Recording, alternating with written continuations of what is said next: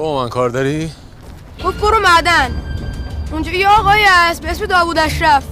بگو با بزرگم باید کار واجب داره. تو چی میخوای؟ چیکار کنم برات؟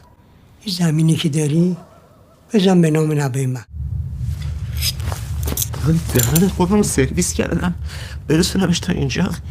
وقت بزنم تو دستی منو با کشتن بدید.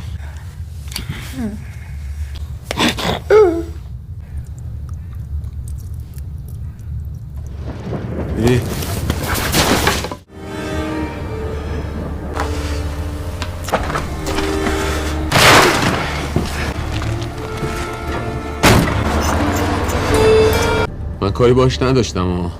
آقا نبی باشتا